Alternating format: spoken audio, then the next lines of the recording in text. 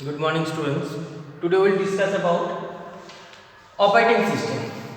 Now, what is the definition of an operating system? Now, it acts as an interface between the user and the hardware. So, now the first question arises: what is a software? Basically, software is or can be defined as a tested programs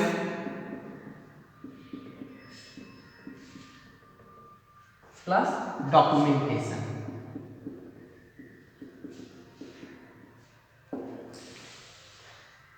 So a software is basically a tested programs and documentation.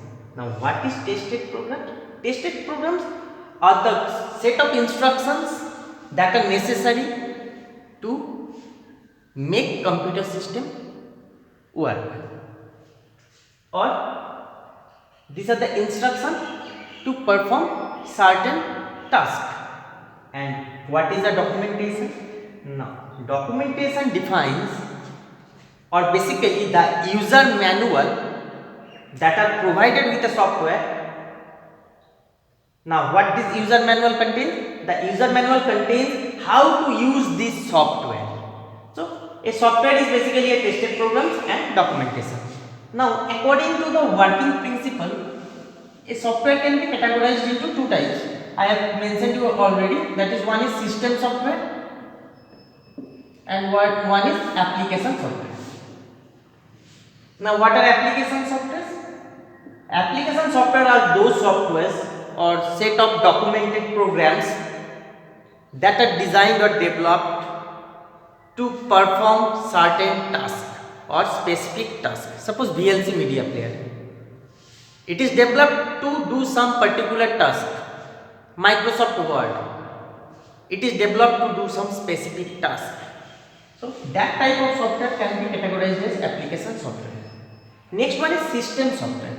System software basically deals with the or system software basically deals with the hardware components of a computer system. It creates or operates all the hardware devices. Not only that, it also provides a platform for the application software to run.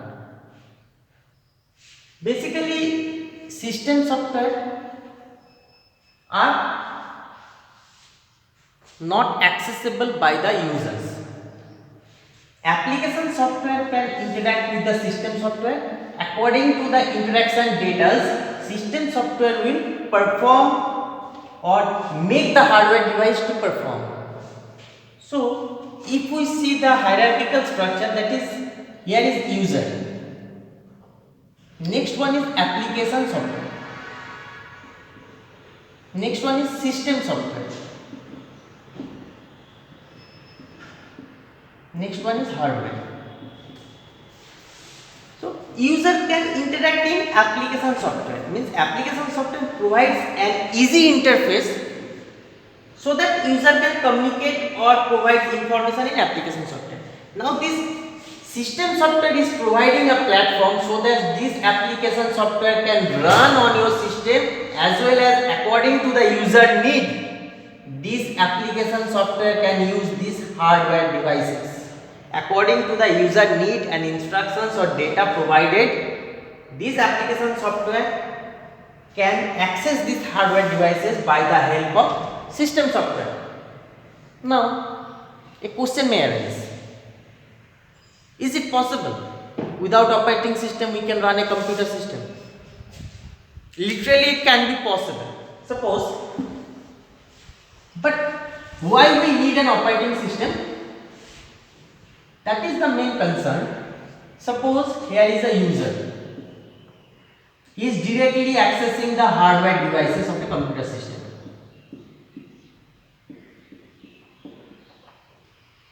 Suppose hardware devices may be CPU, it may be memory unit, or it may be input output unit.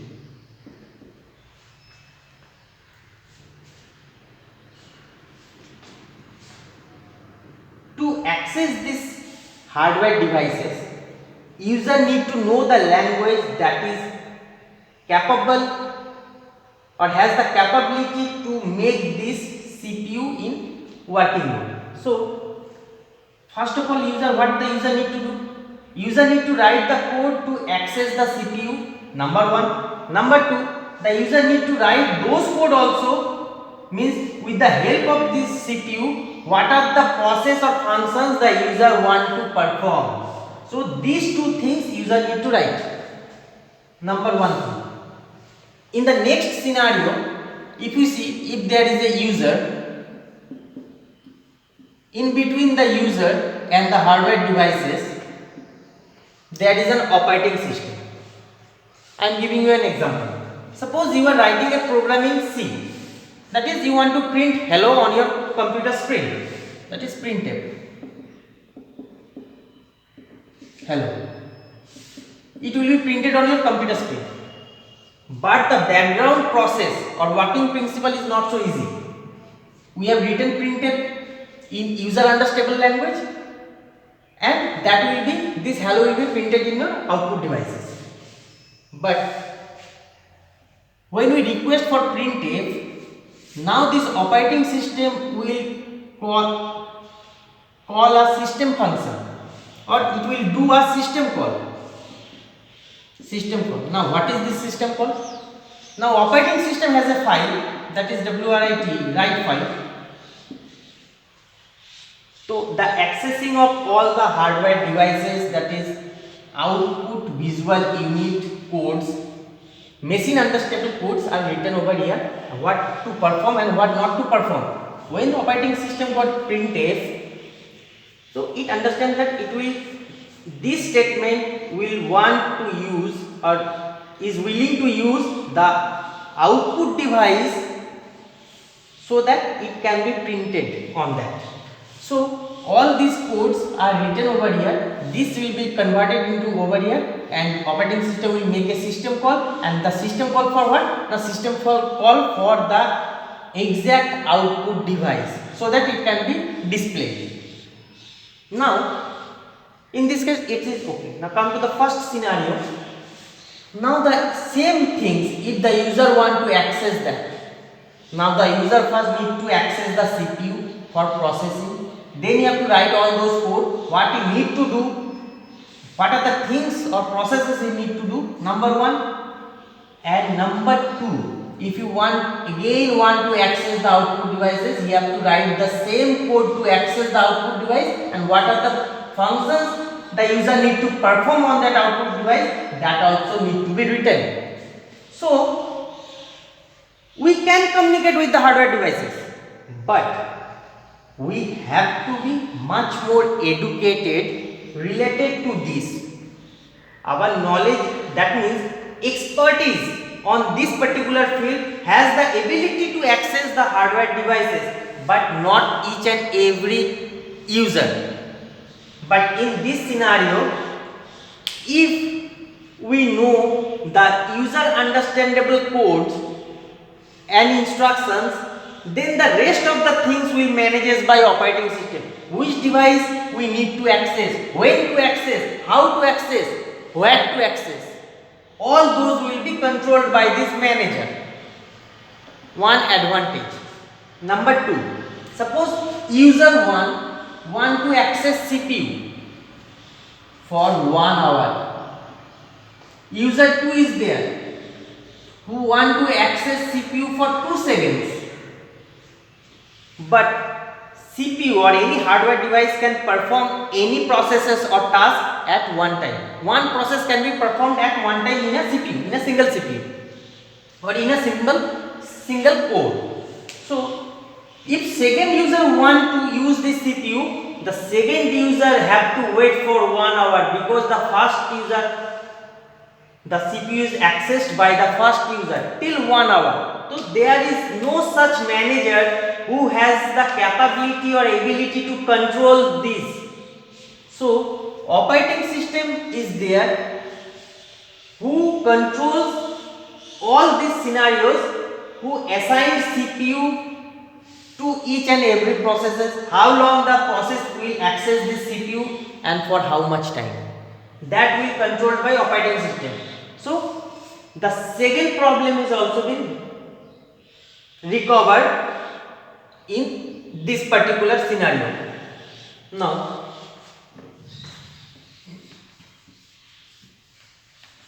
so what is an interface? Now come to this definition. It acts as an interface between the user and the hardware. Now what is an interface? Interface is basically an intermediary part that provides easy to access. That is, it acts as an interface between the user and the hardware. Maximum of the user don't know how to access the hardware devices, and we may say that accessing the hardware devices from each and every user is very much complex. We need a vast knowledge on that. But if there is someone who is managing this according to the user need, who is managing the hardware devices according to your need, then it will be much more easier for the user to use the computer system. So, operating system, something like that, acts as an interface between the user and hardware. Now, operating system has some basic functionalities. Functionalities number one is resource manager. Operating system acts as a resource manager.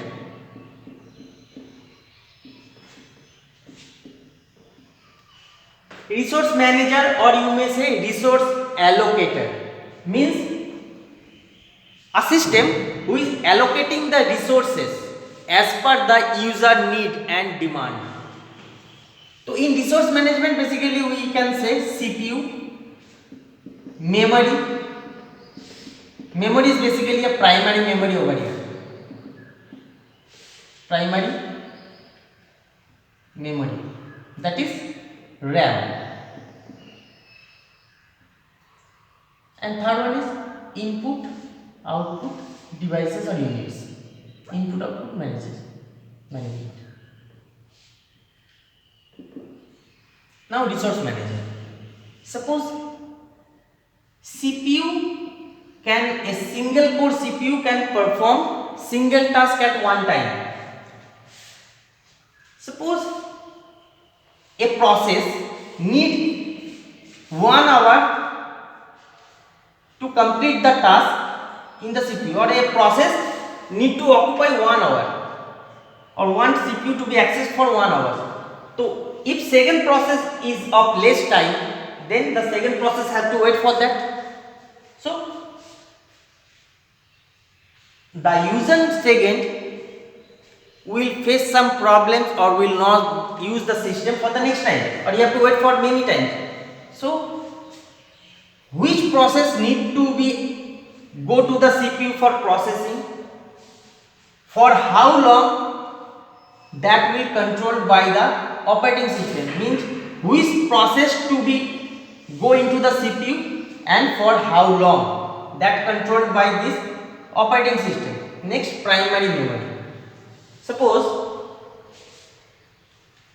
we know every process need to be inside RAM before going to CPU, but we know RAM or primary memory has limited space with respect to our secondary storage device. But if you open your task manager from your computer, you will see, regardless of your active applications, many background applications are also running side by side. There are many, hundreds of applications are running side by side. So each and every process need to be reside inside RAM before going to CPU, but RAM has a limited memory space. Now which process need to be entered into RAM and for how long and when, that all controlled by the operating system. Next one is input output management. Suppose example, there are 3 users who is using a printer. So the function of operating system here is it will assign time for each user when the user will have the accessibility to use this printer and for how long and when. So that is also controlled by the operating system. That is input output management. Means when your input output device will be in active mode, when they will be in passive mode, that will be defined by the operating system. Means how it will be arranged or organized according to the user need, that will be controlled by the operating system. So number one is resource management. Number two, we can say process management.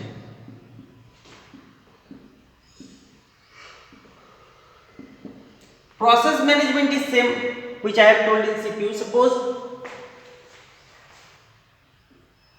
we have one CPU, three process P1, P2, P3. Three process want to use the CPU. Okay. Now process 1 need 5 seconds to use the CPU. Process 2 need 2 seconds and process 3 need 1 second. So if the process 1 is using the CPU, other process will not able to use the CPU as long as the first process will be out of the CPU. So if the first process is taking 5 seconds, the second process have to wait 5 seconds and the third process will have to wait 5 plus 2, 7 seconds. So why this process will wait? So a CPU is there to perform simultaneously. Now this is assigned by the operating system which process will be entered into the CPU and for how much time. That is called scheduling. There are many scheduling algorithms are there which defines how the process will be entered into the CPU and for how long the process will reside inside the CPU. That is called process management. I will discuss about your scheduling in the next topic. Next is memory management.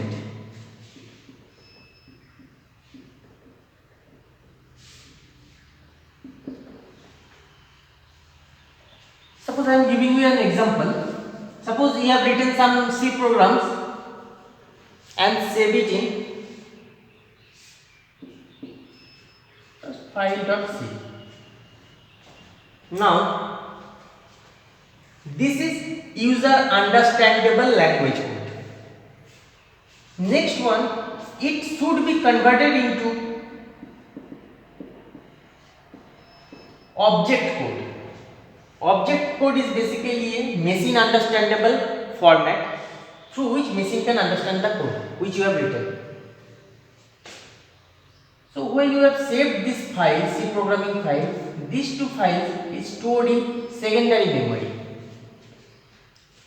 When you compile this file, it's stored in secondary memory. Now when you want to execute this file, at that time this file or this process should be reside in primary memory, so that during processing primary memory can provide the information to the CPU.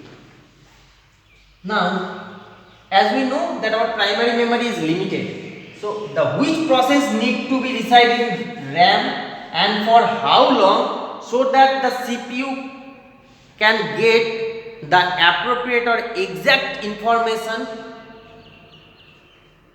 that is also controlled by this operating system. Means which process should reside inside RAM and for how long and when it should forwarded to CPU for further processing. Next we can say input output management. I told you previously. Now what is input output management? Now if there is one printer and three processes or three users want to use the same printer at the same time. So there is some manager who is managing, and now how he is managing? He is managing now.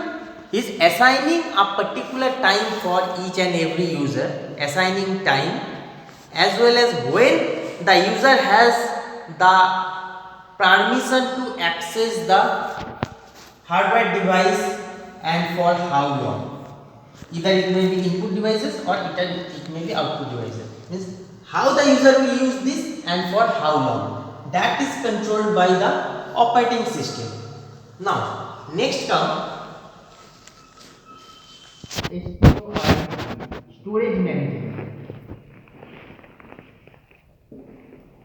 Now storage management basically deals with the secondary storage device, that is hard disk of a computer system.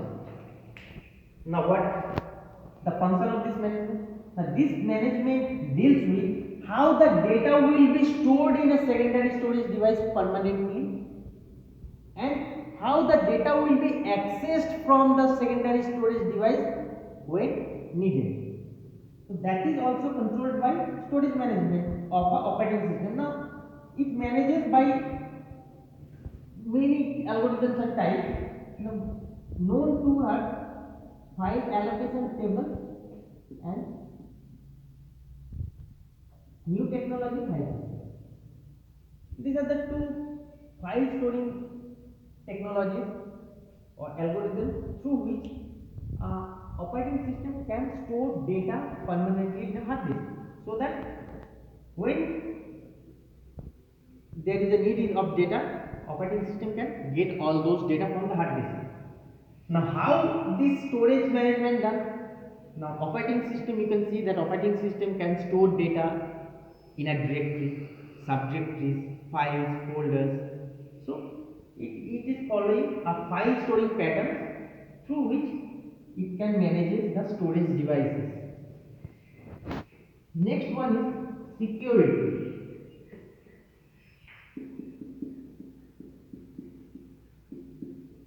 Security and protection.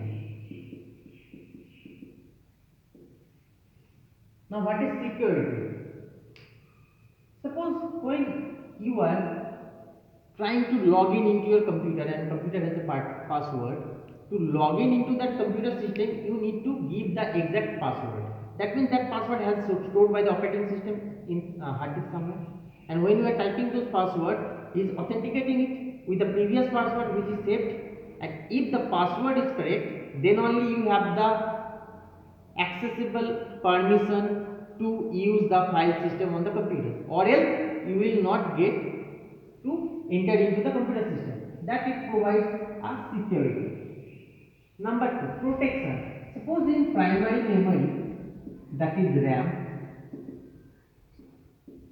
3 processes are there, P1, P2, P3.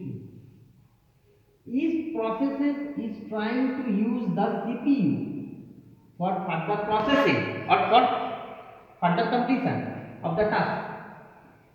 Now 3 processes are residing in the RAM. Now it should not collide with each other, data should not mismatch, or the process should not get the priority to access the CPU first. It all is controlled by the operating system. Okay, that is protection, means the data should be protected at any cost. So these are the 5 basic functionalities of an operating system. There are many functions of an operating system, but these are the basic 5. Suppose this is a process management. It itself is a unit. It contains many information regarding scheduling, how the processes will be performed by the operating system, how it manages the CPU. All this will be, it's a unit.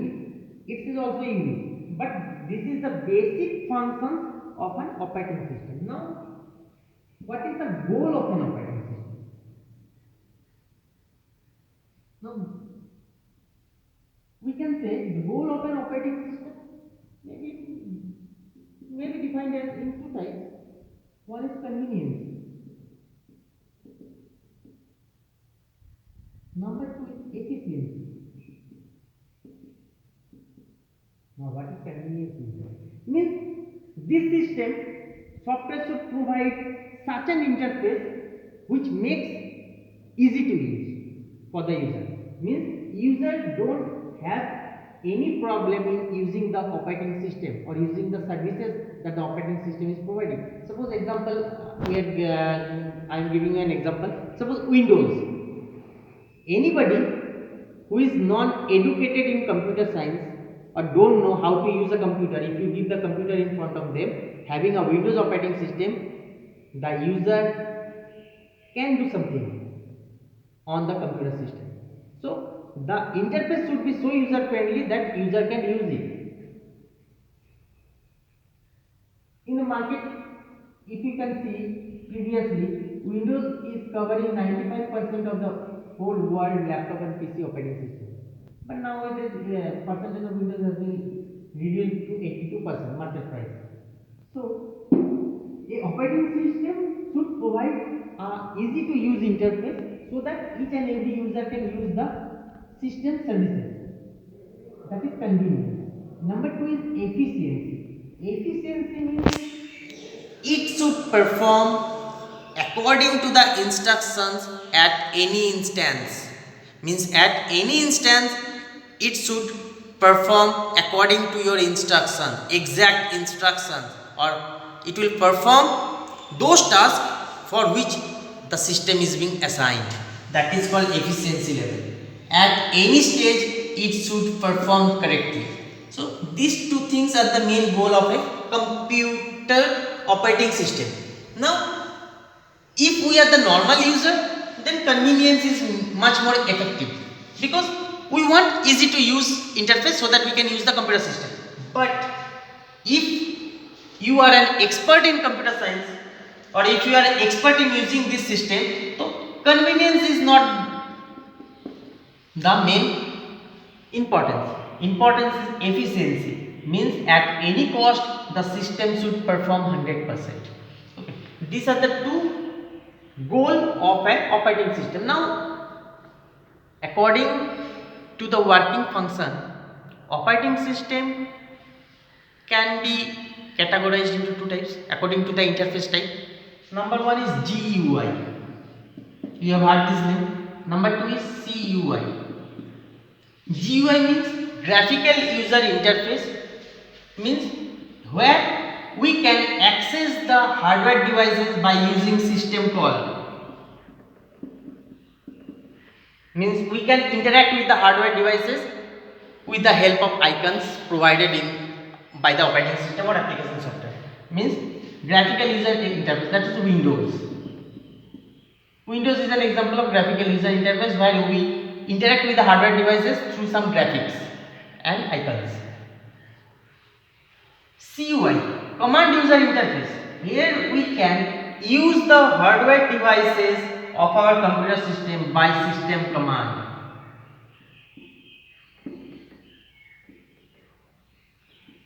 By using system command. Means here you will not get any type of graphical images. Here to make the hardware devices perform, we have to write all those system command to control the hardware devices, which I have told you previously, where user and hardware device has to interact with each other. So it is much more complex and it is for the expertise, those who are much more educated in computer science. That will be easier for them. But for the normal user, GUI interface is much more easier. Okay. So this is the complete part of operating system. On the next topic, we will discuss about types of operating system. Thank you.